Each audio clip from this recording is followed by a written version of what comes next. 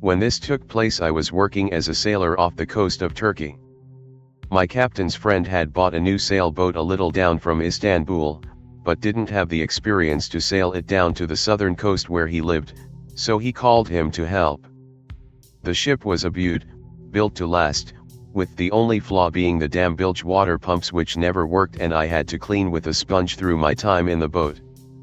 Some genuine Cuban cigars left over from the previous owner I found in a cupboard on the boat made up for it, though, since the new owner was providing plenty of alcohol and it was a nice summer. We were going to go cove from cove sailing, taking our time and savoring the Aegean. The first few days were almost idyllic. Some mishaps happened, of course. The boat's propeller had to be replaced due to a malfunction in the middle of the sea, and I had to serve as live bait for an overly curious dolphin so it didn't bother the captain while he was under the water trying to fix it. Later on, another group of dolphins raced with us, almost giving us a show. They're a lot less terrifying when you're out of the water. Laugh if you want, but dolphins are no joke, they can fuck you up. Anyways, it was the third day. We had fully spent that day at sea sailing. We had made quite a long way already, passing Gallipoli and being far enough from civilization that the closest settlement was a village quite far away. It was getting dark, and we had charted the cove we were going to stay at. An interesting thing about the Aegean coast of Turkey is that you can almost always find several abandoned villages if you sail down it. Back in 1923, the League of Nations forced a population exchange between Greece and Turkey, basically ethnic cleansing of people who had lived in those lands for hundreds of years with the excuse of preventing future genocides. The cove we were staying at had one such village. I had taken the liberty of having a joyride with the dinghy of the boat around the place and found a half-sunken village. It's always strange seeing places that once had life so desolate, but I didn't want to risk puncturing the admittedly cheap dinghy on the rocks below of the shallow water, so I didn't come too close. One thing that did catch my eye was that the houses, at least some of them, had some script I didn't recognize carved to the rocks. Other notable things were a small herd of goats on a shore who were really loud on the beach a bit further out from the village, a single donkey that was just standing in a place it had no place to be. I thought maybe a villager had come to graze the herd, but we were the only ones on the cove. I went back to the boat. From it, the abandoned village, the beach with the animals, they were all not visible due to a small island covered in bush blocking the view. The cove was deep, so only a little bit of the open sea was visible from where we were anchored. Majority of our surroundings were just Mediterranean bushes connected the mainland, thick enough to not show any of the rocky land below. The boat by now was smelling nicely of the fish we had caught earlier, now nicely fried. The sunset was beautiful, and with good conversation, alcohol, although I didn't partake too much since someone gotta be a bit sober, and also showering with bug spray. The night was slowly progressing, and it was a full moon that night. Much to my displeasure, as I was looking forward to seeing the Milky Way in a place without light pollution. It still was a beautiful enough night that I decided to light one of my cigars that day. I don't remember the exact time. It was late. The captain was laying on the seats next to the helm, and since we were anchored but not secured to the shore, the boat was drifting with the wind ever so slightly. I went on the deck and lit up my cig. About halfway through I noticed something, well, the lack of something. At that time normally the cicadas are loud enough to be a constant annoying cacophony. It was all silent. There was no noise but the soft waves crashing against the hull. The air itself started feeling oppressive. Despite the full moon bathing everything in its light, the shore seemed almost pitch black. I felt like I was being watched. By then my cigar was out. It took a while for me to notice. I am nearsighted, so I had to find my glasses first, but on the shore, in the bushes, there seemed to be eyes. The more I looked, the more there seemed to be. I thought they were the goats or something, but there were too many. I think more than 70 to 80 pairs. They weren't stationary either, it was like they were pacing. Trying to come closer, then retreating before touching the water. At that point I quickly went back to the helm and woke up the captain. At first he tried to dismiss me, but I told him to look, he turned his head complaining but became silent once he turned. He told me to shut the lights of the boat down, even the mast lines that should always be on at night for safety reasons so other boats don't collide with you. I did. He was still looking at the shore. We were sitting in the dark now. Whatever they were, they continued watching for a while with a lot less movement, but they didn't leave until at least an hour or two. When I asked my captain, he just said they were restless spirits. He said it was best not to visit this shore again. I couldn't sleep much even after they were gone, but Captain didn't have any problems. I didn't see those things again. When we left in the morning the silence was still there. Frankly, I still don't know what to make of it. Hope the animals on the shore were fine. Find a nice camp on the way home up a range near Carmilla, super steep and along a dirt road for a while off the highway. Set up camp. Solo. No fire, it's just an overnighter. Shine torch quickly around the site before I get in my swag, ex-infantry. I'm pretty confident in my ability and I'm not afraid Innawoods. Keep a knife on me anyway. Around 1 AM, wake up to super intense windstorm. Okay, I'm on a ridge, whatever. Worried a tree will drop a branch on me so I get in the back of my ute, pickup, canopy. Keep it open for ventilation. Whole car is rocking around and I start to feel watched. So I get out and shine torch into the bush again. This is making my eyes water and body tingle just typing this. Total blackness, my torch hits what can only be described as a black velvet wall at the edge of the camp. No light escapes, no bush. Just black. Voice from the black yells at me, get out of here. Run. You're not welcome, it's not a human, feels evil. More like it's everywhere. Keeps repeating this rapidly. I was not spiritual, agnostic at best. Freak the fuck out and throw all of my shit into the back of my ute. Hit the gas, hard. Look in my rear view, blackness fills what was a bright night. Call an army buddy as I'm booking it down the road towards the highway. Tell him I don't know WTF is going on but I'm shit scared and I need someone to know if I die. We're good mates and he takes me seriously. Finally make it to the road and the light returns. My adrenaline is pumping and I drive for another 4 hours before I stop in a public area to try and rest. No rest, just keep driving till I get home. Wife was freaked. I'm now a bona fide Christian after a couple of years dabbling in the New Age. I had shamans try and tell me it was Aboriginal spirits, but I feel like God was pushing me away from something of the most pure evil. I will never go back. Ever. My stepdad loves to tell this one story every Halloween. Be stepdad. 17. 1978. Grow up in rural Tennessee. One of his favorite things to do hiking, hunting, fishing, real outdoorsman stuff. One day he and a friend of his called Billy were fixing to do a weekend-long camping trip in some woods a few miles from their homes. They left their bikes by the opening to a trail and just hauled their equipment by themselves. They set up camp after a while, finding a nearby river to possibly fish from. As they set up camp together and start a fire, Billy asks my stepdad to have a listen around.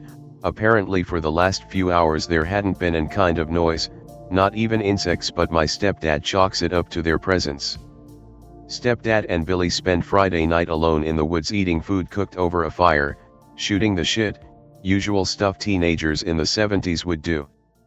Around 1 AM my stepdad is in the tent they'd set up earlier in the day when he hears what he for sure knows is a person.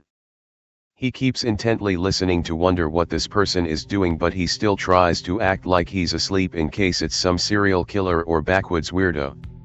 Stepdad hears, "Hey Danny." In a very concerned tone of voice, almost scared even.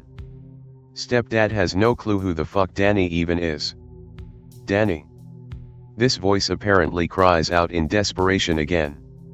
Strange guy who's looking for Danny fucks off after a few seconds or so. Stepdad tries to sleep but struggles, thinking someone might be lost or dead. Next morning comes and he talks Billy into seeing if they could try and look for the stranger and his friend Danny. Billy agrees and they head off to the woods. Billy tells stepdad that he's still yet to hear any animal noises, which stepdad shrugs off. As they continue trekking through the woods looking for lost strangers, Stepdad asks Billy not to split up as that's dangerously stupid but cover more ground by distancing themselves. Billy agrees to this and they separate by 10 feet. They separate by 10 feet, Stepdad goes deeper into some more woodland to search. He keeps sight of Billy and they frequently call out to each other to make sure they're still within reach. Stepdad keeps walking alone the woodland looking for any signs of people having been there recently. He's keeping track of any footprints or other signs of anyone. He calls out to Billy but doesn't hear back immediately. He sits still for what he guessed was 10 to 15 minutes calling out for Billy. Billy. Billy. He stops when he hears someone else calling Billy's name. The other voice calling out Billy's name scares him and he looks around his surroundings, then sees someone sitting up in a tree. Billy. Billy. This person, as he describes, had somehow been up there this entire time and had no idea how he hadn't spotted him. This person is some shade of deathly pale, wearing almost nothing, covered in lesions, open bloody sores, and what looked like pus dripping from open scab-like markings. Stepdad nervously backs away before the strange guy just drops and lands perfectly on the ground and flashes him this very wide and unnatural smile. Billy. Billy. He describes Creepy Guy's voice as what it'd sound like if the Wizard of Oz had taken a can opener to his vocal cords. Creepy Guy catches up with Stepdad somehow. He never fully figured how he'd managed to be face to face with him so quickly. The Creepy Guy then proceeds to cup my stepdad's face into his hands with that smile still on his face. "Back off, you faggot!" Stepdad yells at him before running from him. Stepdad collides into Billy soon after and tells him what happened. They see Creepy Guy just standing there with his smile and they run for it. Somehow Creepy Guy is keeping up with them. Stepdad decides to do the brightest thing imaginable and jump into the river.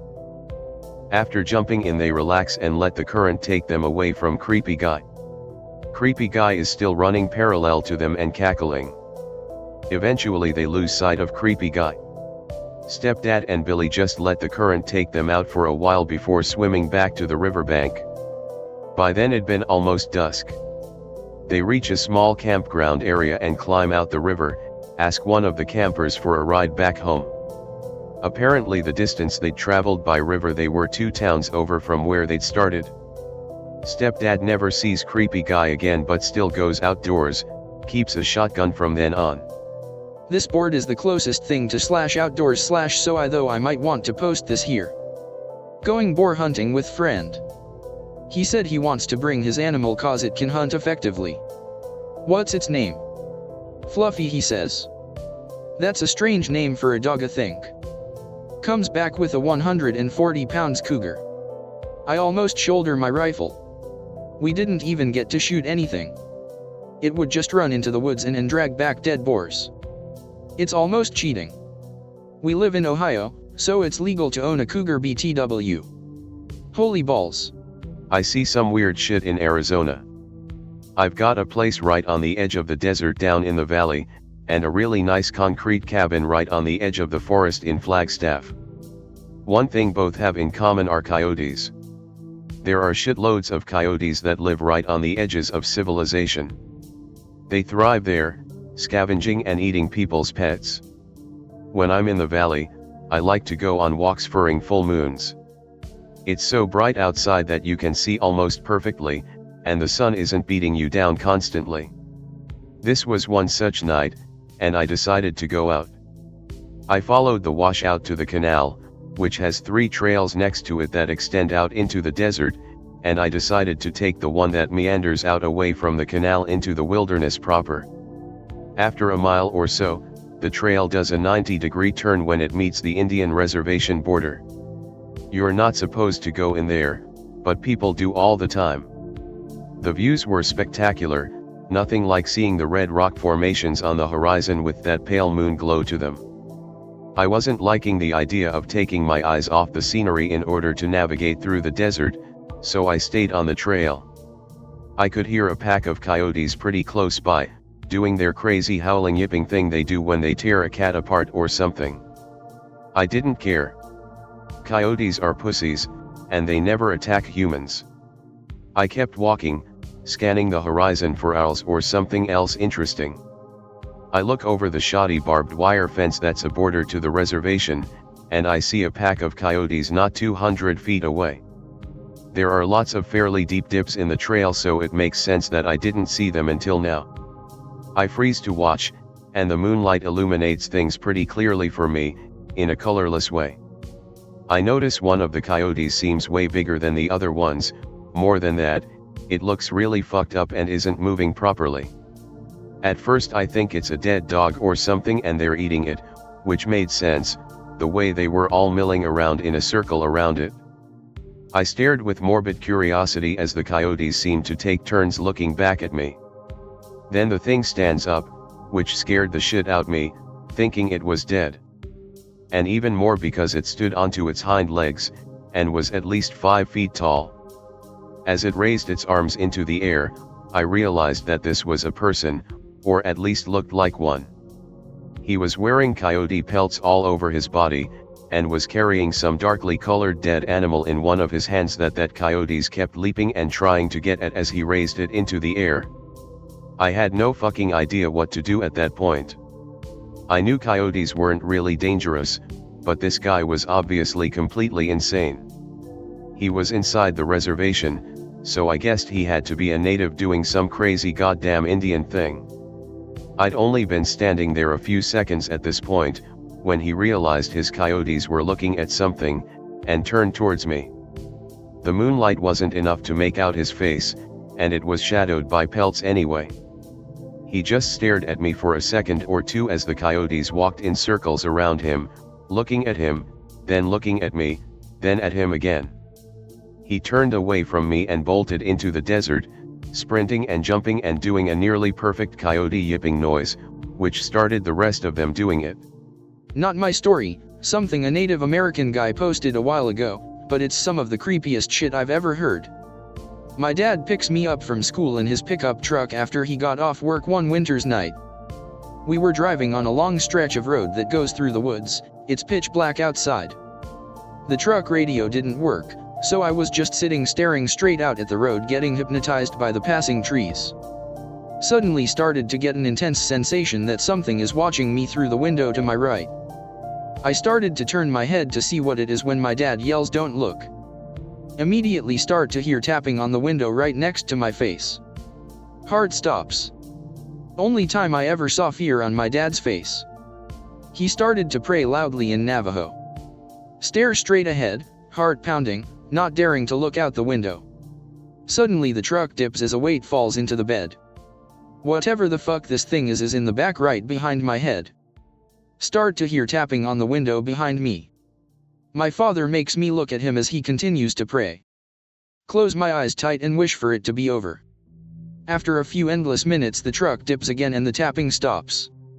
My father says, "Tomorrow we will ask your grandfather to say a prayer so the evil will forget our faces," English to Navajo equivalent. Drive home and lie awake in bed all night. Father and I never talk about it again. Like 3 years ago, my cousin and my uncle invited me and my dad to the local stadium to watch a football game, cause family tradition or something. The plan was Dad and I would pick them up in the car. When we got to their house my cousin says we have to take his 6-year-old brother cause the babysitter cancelled last moment. We took the kid and sneak him into the stadium. If anything we could buy a resale. So the game ended, our dumb-ass team lost, but anyway we were heading back to uncle's home, and once there both my cousins leave the car running straight to the bathroom, but my uncle stays at the car talking to me and Dad. And then we hear man screams like someone was getting fucking tortured, so we run to the house straight. I was ready to beat some robber or whatever. We get into the living room and my cousin is all disheveled with a red face doing these disturbing gestures and yelling like the Conjuring movie, little cousin crying hiding under the living room's table. We thought older cousin was convulsing, so we shove a cloth in his mouth. STG, my uncle was desperate and almost crying. He tried to talk to my cousin but he couldn't hear us or just ignored us. Then we tied him with ropes from the garage while he kept screaming and contorting, but he calmed after a while and started to cry quietly. We still tried to talk to him but he seemed to not understand. Younger cousin was still crying but more calm, so we asked him what happened, and he said that when they entered the house they saw the dog eating cereal with a spoon. Man, if you just saw my cousin getting all crazy again, so fuck it, we called an ambulance cause we didn't even know what to do. After that they took him to a clinic, and short story, they told us he got a permanent loose screw. We thought my younger cousin was overwhelmed with everything, so he probably wasn't expressing right, but after a few days when things eased up we asked him again, but he kept saying the same, that when they entered the house they saw the dog eating cereal with a spoon. My aunt would get hysterical since she didn't understand what the fuck he meant, till the kid got desperate and did a drawing of what they saw when they entered the house, the family's fucking dog sitting on a chair in the dining room eating a bowl of cereal using a spoon. Aunt got even crazier with that drawing since they had not seen their dog after my older cousin went crazy. And that was it. My little cousin has to go to therapy every week and the dog never appeared. The wall just got 10 feet taller. A tree gnome. In the fields near Preston. September, 1921. Living in the lower portion of an ash tree is a gnome. He appears larger than any gnome I have ever seen, being, probably, 2 feet 6 inches high to the top of his cap. He assumes his gnome shape when preparing to leave the tree, which he does in order to make short excursions into the field. He moves across the field swiftly, at not less than 20 miles an hour, yet, in spite of his speed, he appears to pick his way fantastically over the grass, taking long strides and lifting his legs high into the air. He is in a happy mood, thinking of himself, his tree, and his excursions, while in the background of his mind there are memories of play, mostly of a solitary nature, beneath the branches of the tree. These memories and their complementary anticipations increase his happiness. There does not appear to be the slightest room for anything but joy in his mind. His pleasures are in himself. He does not need the companionship of his kind in order to be happy. His happiness is therefore permanent and stable. He appears to live very largely in the present. Apparently he has lived for a very long period of time, the passage of which appears to make little or no impression upon him, either mentally or physically. An attempt to contact him whilst he is inside the tree produces a curious result in my consciousness. The trunk of the tree becomes transparent, with the gnome in the center as in a glass case, with this difference that the material of the surface is continued solidly through the tree. This etheric double of the tree is pale gray with a greenish tinge. The gnome seems to discard his traditional form when inside the tree. The trunk of the tree appears like a cylinder which, without the presence of the gnome, would be of one color, that of the vital forces of the tree. The presence of the gnome gives individuality to these forces, as they are strongly affected by his rate of vibration. When the gnome desires to leave the tree, the first phenomenon that I can see is that he slowly assumes the gnome form, thereby encasing himself in denser matter. Having assumed his form, he steps out onto the ground, and it is only then that I am really able to contact him as an individual. His features, especially the chin, are long and sharp, the cheekbones are high and prominent, the face thin and rather cadaverous, the eyes elongated like a Chinaman's, the pupils small and beady, the ears are large and protrude above his cap, and his hair is dark in color. There is a touch of red about the cap somewhere, but otherwise he is rather monochromatic, being of about the general coloring of the bark of a tree. When he leaves the tree he remains in magnetic contact with it, and I should say that the distance he may travel is limited. It is as though the etheric double of the tree were used to form his body, so that when he leaves the tree its etheric double stretches. This is his present condition, but there may be times when he is completely free. It is very curious to see him step into the tree, as one would step through a doorway. He appears always to come out of the tree at the same place and in the same direction, i.e., on the south side. Rural Northwest Oregon, 2000. I used to walk on old logging roads at night with my dog. No flashlight or gear, just dog and metal baseball bat. Moonlit night, suddenly someone is shining a light on me, tells me to put my hands up, turn around, hands up to face him. Old man is holding me at rifle point. Interrogates me, thinking I had been getting into his fields and outbuildings. When he realizes I'm innocent he lets me go. Southern Oregon, 2018, I have a cabin and walk the woods frequently. Day trips, not overnight. There's a truck with a gem top parked by the reservoir. Old man beckons me to approach. He tells me that he sees me in the woods frequently, and that I am a wolf. He tells me he can recognize me as a wolf because he's also a wolf, and someone told him that in a similar way. Tells me Bigfoot stories and some weird stuff that might have been schizophrenia or hallucinations. I offer to bring him some canned food, but he says he has enough cup o' noodles to get by. Not great stories, but it's what I got. Southern Oregon. I'm also in Southern Oregon. You'll see a lot of weird people and weird things in the Siskiyous and the Cascades. Where was this encounter with the old man? I have a few stories. Here is one from the Siskiyous out in Williams. 2021. Early spring, so a friend and I take his truck to go snowshoeing. Walking for a while, keep feeling like I'm being watched. Dread rises. Friend and I look each other in the eye at the same exact time and point in the same direction. Tell each other it feels like something's been watching us from that way. Dread intensifies. Turn around. Find mutilated rabbit corpse on the way back, hung up in a dug fir. That wasn't there before when we were hiking up.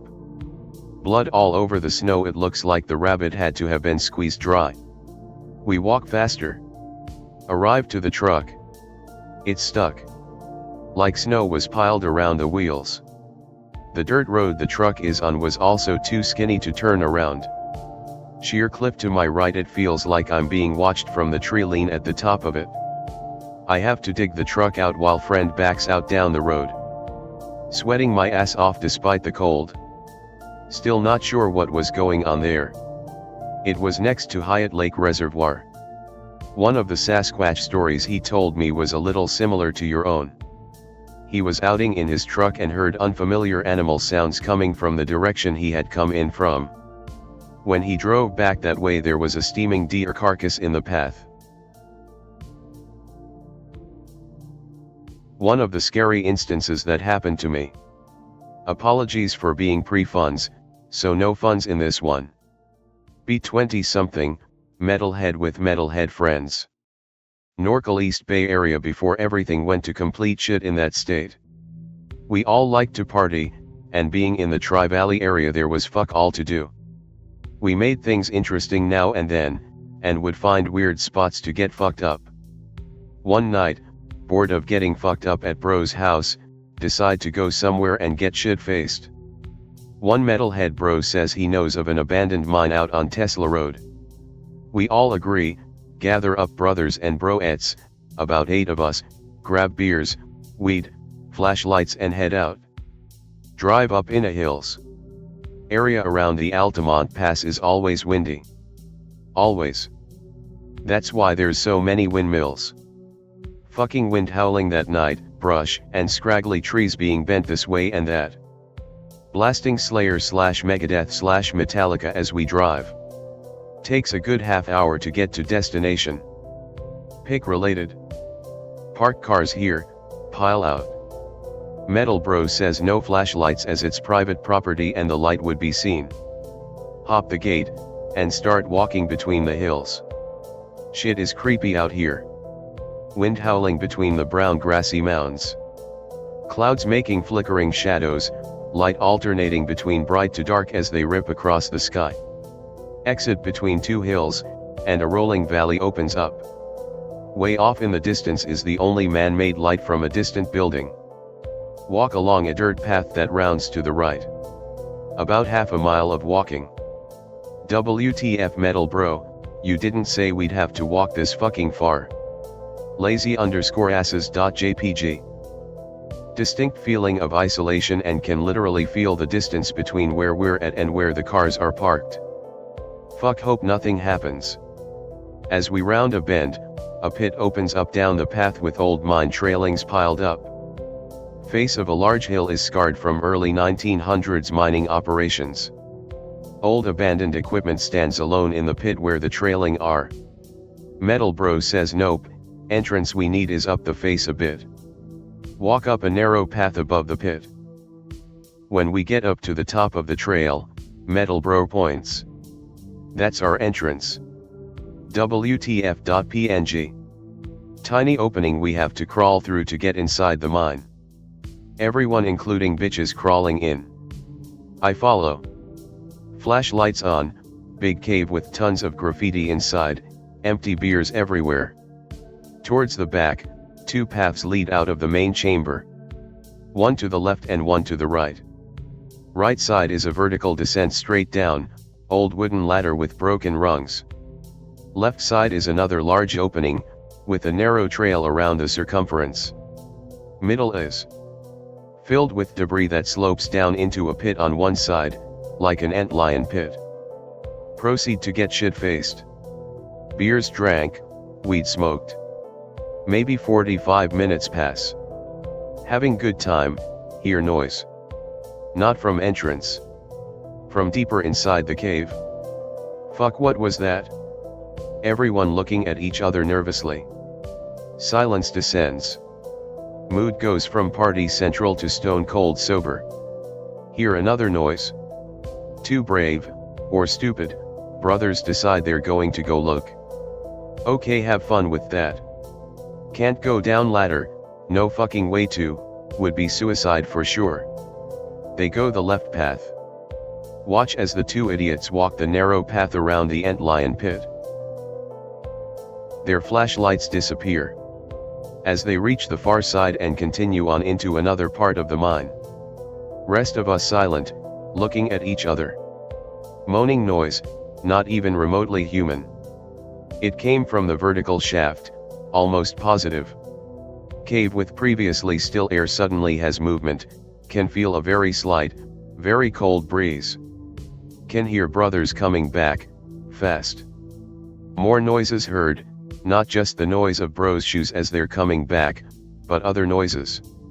Like something moving, following after them. Oh fuck this shit MOV. Brothers say get the fuck out. Cramming through tiny opening to get back outside. Wind screaming, clouds covering most of the sky, hardly any light. All of us are out, we're running back down the road. Look behind, something shadowy emerges from the mine entrance. Jesus_fuck.html. We're all running as fast as we can. The lights in the building way in the distance are off now. Car can be seen on the road where the building is, headed towards us, moving slowly but with purpose. We round the hill, hop the gate and get in the cars, firing up the engines. Something is there between the hills a ways back from the gate. Holy shit. Drive. Can see soft glow as the headlights from the vehicle that was driving up the path start to illuminate the side of the hill. Dark thing looks like it turns its head towards the direction the vehicle is coming, then darts up the right side of the hill into the darkness. Fucking haul ass out of there. No music on the way back. We're all silent, bitches are shaking and almost in tears. Get back to bro's house. We all just look at each other for a few minutes, then call it a night. To this day we still don't know what it was, why it was chasing us. We never went back to that place again. I still think of that night whenever the clouds are tearing across the sky in front of the moon.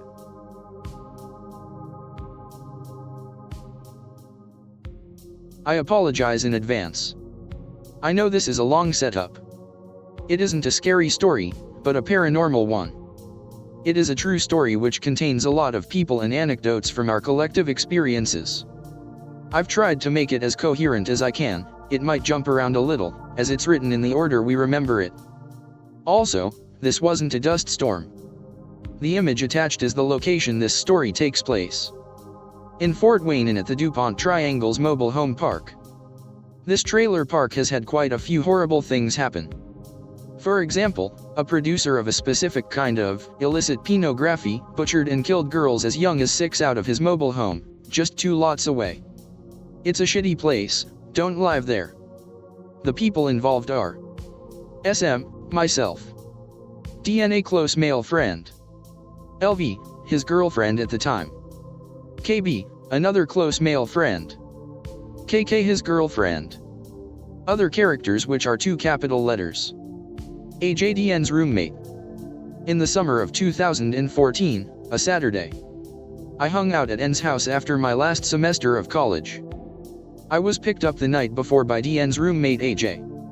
I have a good memory and remember the entire day before, Friday. A discussion about AJ's erratic driving, and him smoking too much weed, which most of us aren't very tolerant of. We all woke up. He had eaten lunch, a goulash made by DN's sister, TN. We complained about it being too salty and walked to a nearby gas station, Alaska's handy dandy, to get drinks. Everything was clear during that walk. Shortly after, we were talking inside about something. DN goes outside to smoke a cigarette and call LV, who is out with their son. He asks us and her why everything outside is red. She's obviously confused, everything is clear there. Her normally calm, honestly stoic, baby is crying frantically after the call. DN, you should come outside. SM, why?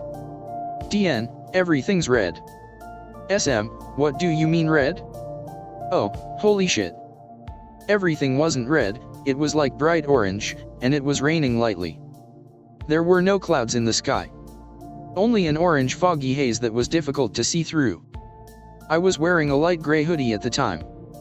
When it normally rains, it becomes dark when it is hit by water, as cloth normally does. LV, even though she was on the other side of the city, remarked that there were no clouds. Only rain and fog. The source of the rain was indeterminate. I and DN had a short discussion about something moving in the fog. We had determined during the discussion that the fog itself was moving. Specifically in an eastern direction when facing south, and a western direction when facing north. Moving in a circle around the trailer park. Most importantly, there was no wind. Everything was calm and still. There was no swaying of trees or grass, only rain. Raindrops that hit my hoodie just, sort of dissolved into the cloth. They disappeared. Well, not exactly. I was watching the pattern of raindrops on my coat. They would hit, splatter, and then dissipate. It would be slightly damp, but there was no wet spot. When the raindrops hit my hand they did the same, but no drops were left behind on my skin. The rain escalated to a short period where it was a heavy downpour. Despite being standing in it for a considerable time, we were amazed to watch each drop impact and then disappear. It was consistent, entertaining, and mesmerizing, but not hypnotizing. It felt like a calming mist. LV, even though she was not where we were, the rain was much the same for her. She described it as feeling like the loving touch of a person close to you. KK refused to go outside because her hair curls in the rain. I had to open the door of the trailer wide to show her inside what the orange was like. She then went outside anyway, because of the sight we were beholding. We had a long conversation outside, but none of us can remember what exactly about. The fact that none of us can remember the events of that day clearly is a problem. We are all level-headed people with good long-term memory. Even together we struggle to remember the events of such an amazing sight. While outside, it is red. What you would describe to someone as everything being red. It was truly a rust color, blood orange, burnt orange, like a filter over our vision.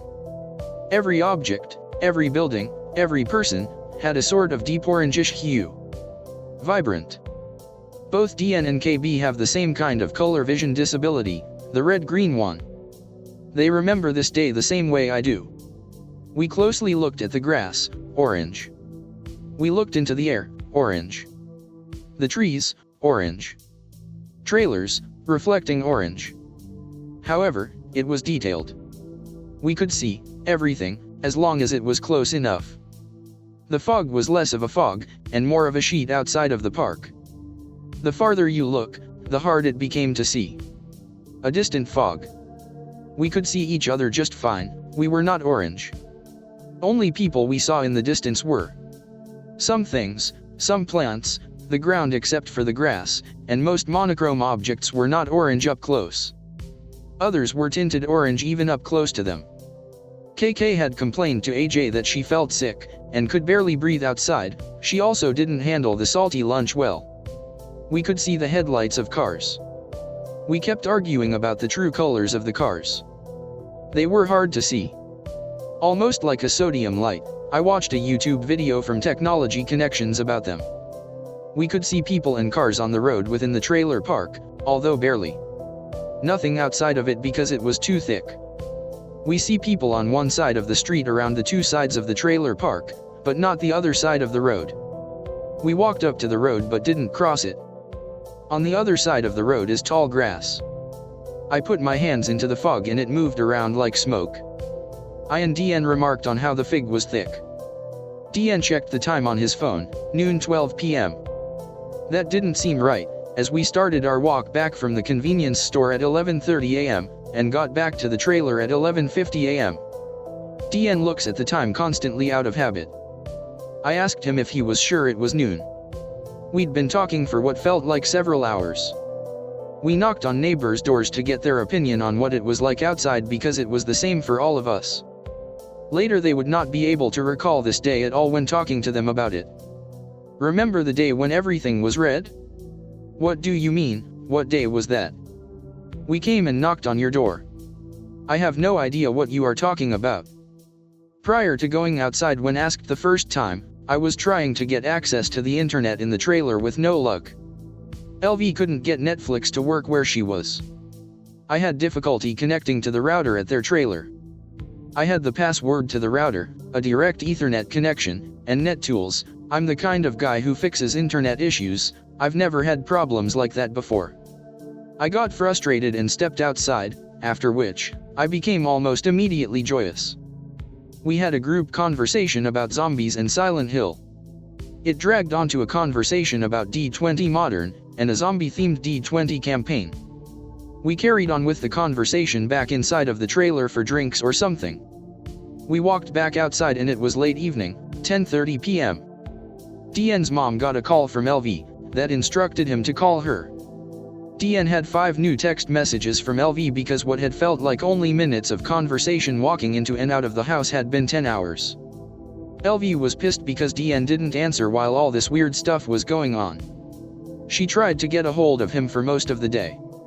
We lost easily 6 hours of our lives. LV also became sick at some point throughout the day. We're now going to about the sunflower.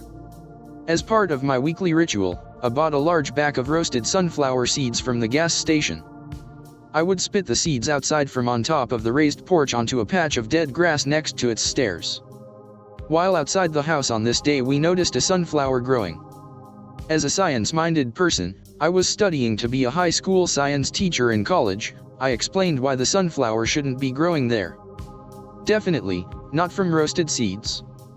DN had taken a picture of it on his phone, we all did because it was strange, and sent it to LV. Of course, no record of this could be found in the years after this happened telling people the story.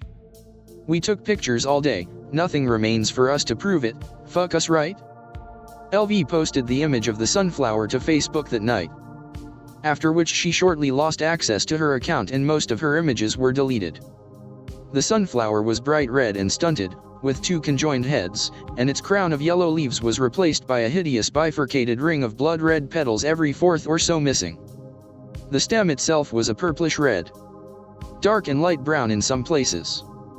A derpy red sunflowery boi. All I did in that spot for months and months was spit sunflower seed shells in the same place.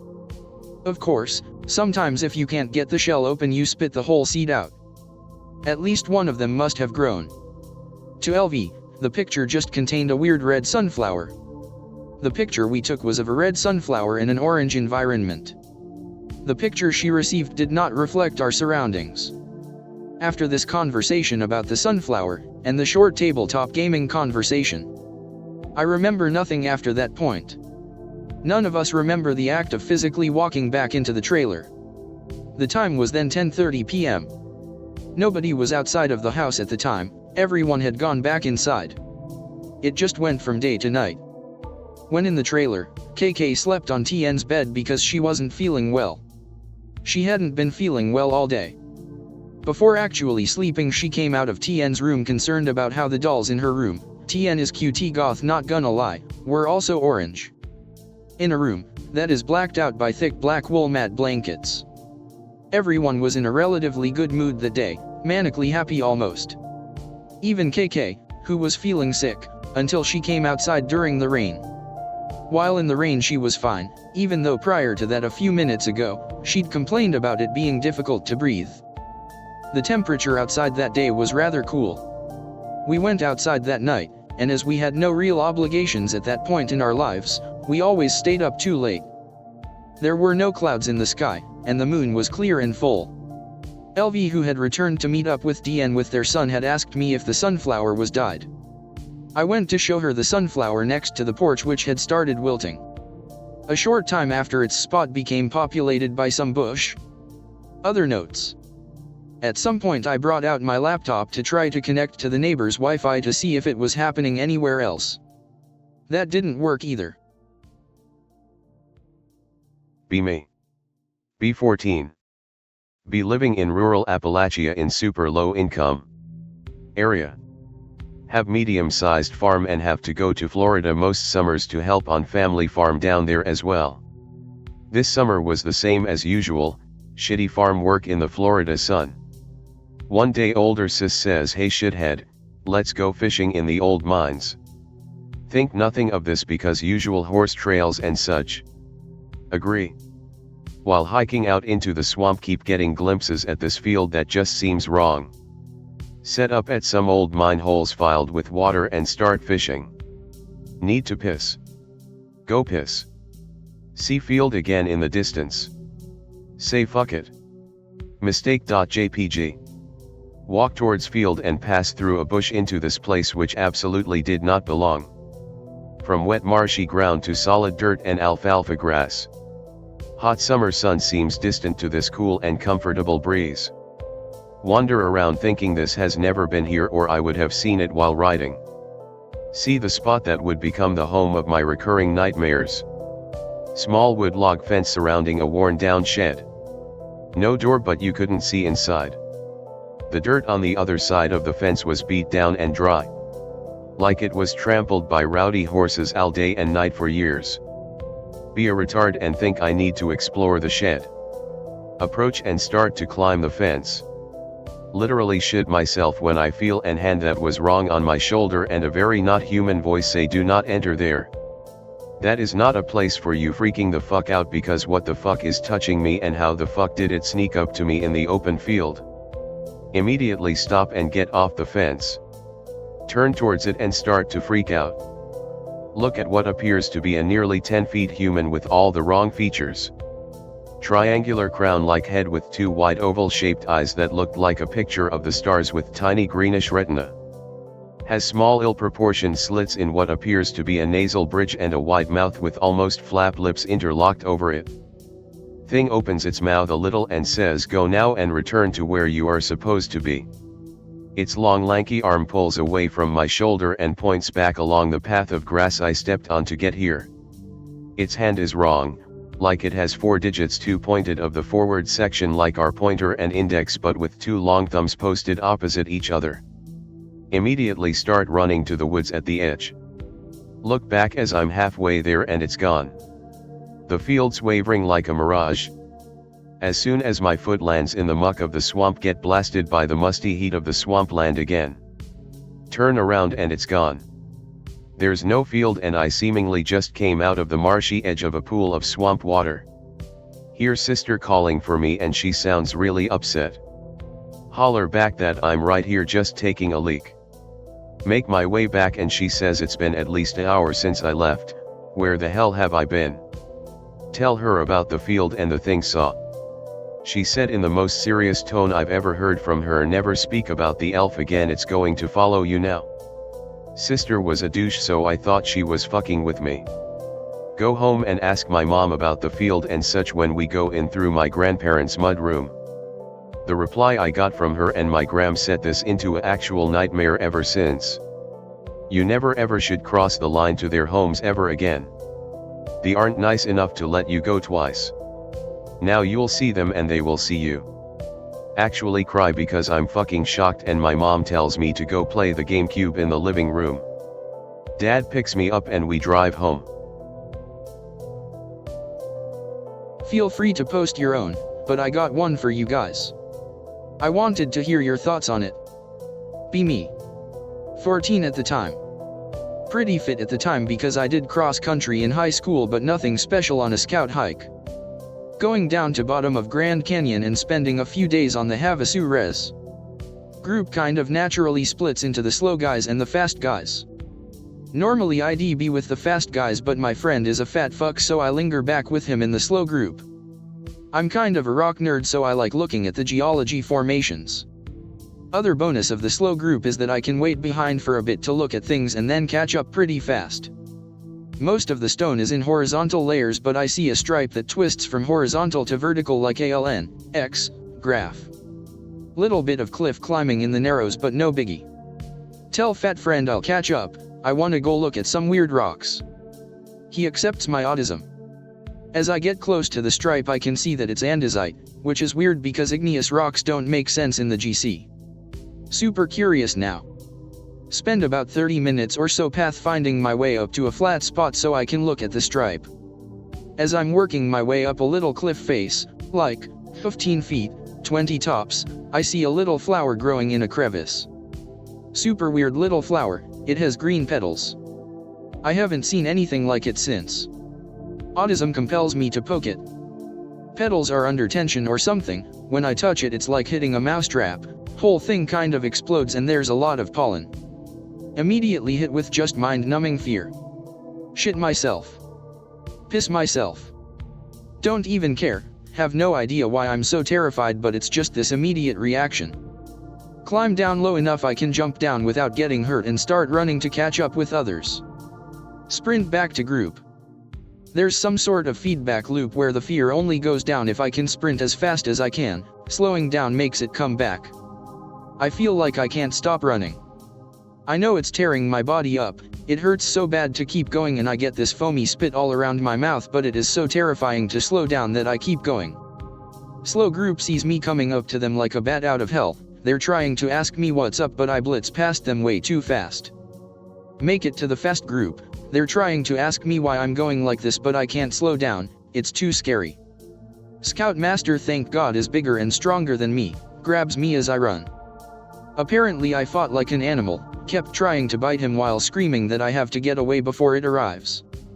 He's a former wrestler, so he just got me into a headlock until I passed out and then they tied me up. They sent a fast guy back to the slow group to tell them what's up, but they didn't know what to do.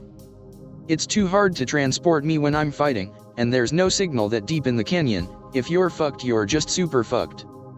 The only option is to send someone into the Havasupai tribe down there and have them medvac you out.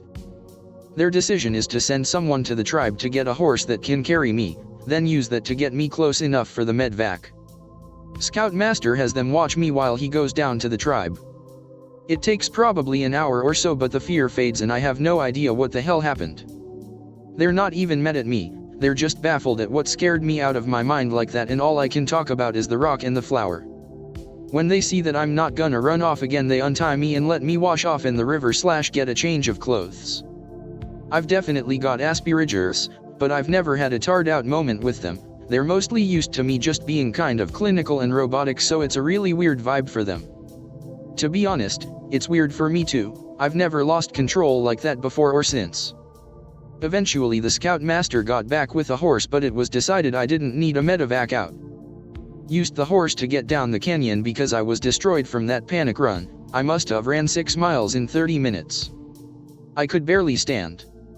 Spend the rest of the trip down there just taking it easy, trying to get recovered enough to walk back out. Really didn't want to use horse / medevac again. I'll be honest guys, if I hadn't stuck to the trail, and if the Scoutmaster hadn't been there, I think I literally would have run myself to death. It took a super long time for the fear to wear off when I was basically held down, and even then with the amount of running that I'd done I was basically crippled for the next 2 days. I could barely get out of the canyon by myself. I asked the tribe about the flower and they said they'd never heard of anything like it. Whenever I hear stories about someone being found 30 miles off course from their hike at the top of a mountain or something, I think about that weird little flower and wonder about how many people survive that little ball of doom. Also, sorry for talking about rocks so much. I just like them. I'll do like 2 more from this folder and then I'll move on to Innawoods as per request. That might be after work though. My worst memory is the car accident that killed most of my family. Me, mom, dad, and older sister, We're driving up to northern Michigan for a family reunion in the middle of summer in our old station wagon. Roads are pretty crowded because it's close to the 4th. A lot of really bad drivers are out on the road, or so Dad says, so we're taking it slow. I'm in the rear-facing seat in the very back playing my Game Boy.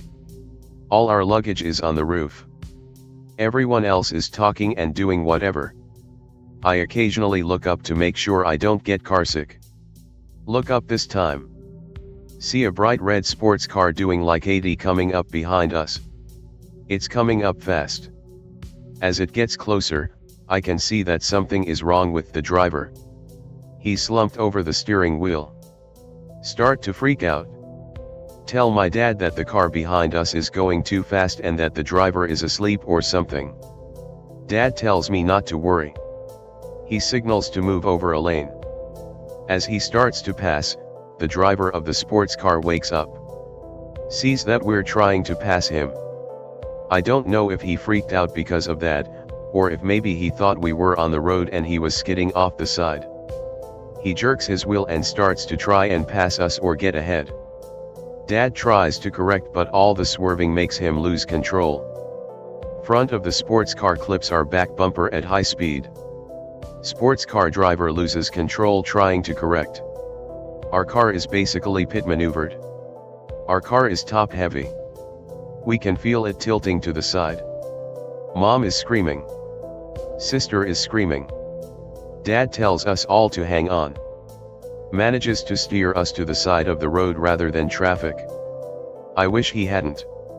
Car hits the side of the embankment and launches. Dad has no control anymore. Our car hit the ground and rolled about 20 times. Most of the luggage on top is crushed into the roof.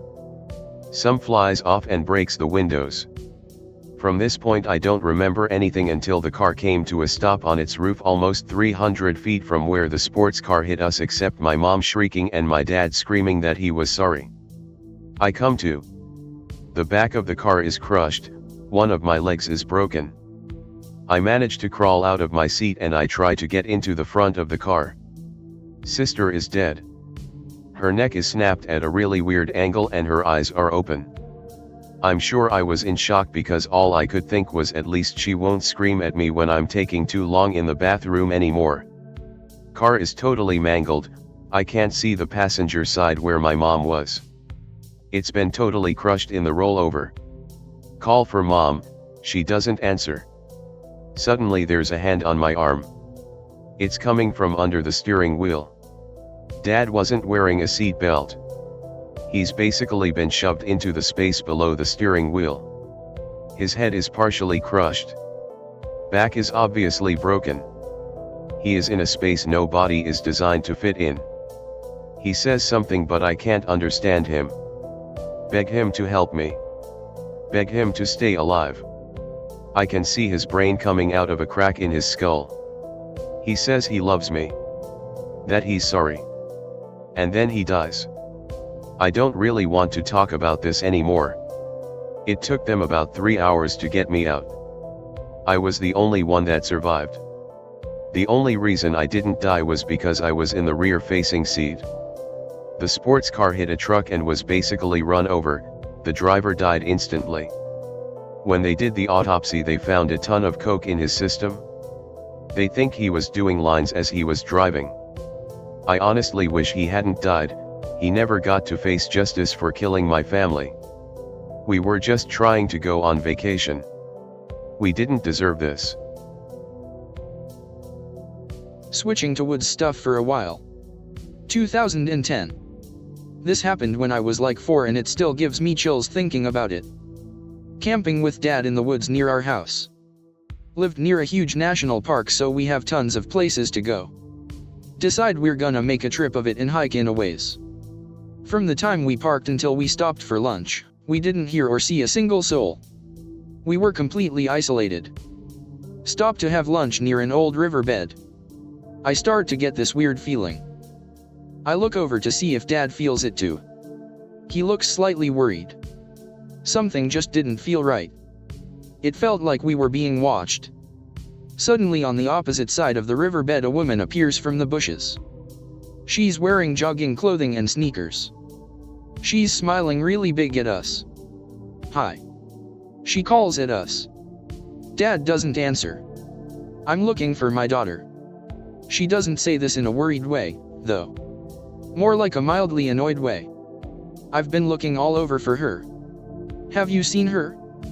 No, my dad says. She sort of hesitates. Never stops smiling. Hi. I'm looking for my daughter. She's gotten off somewhere, can you help me look for her? What? I'm thoroughly shitting bricks at this point. Dad says no again. More firmly this time.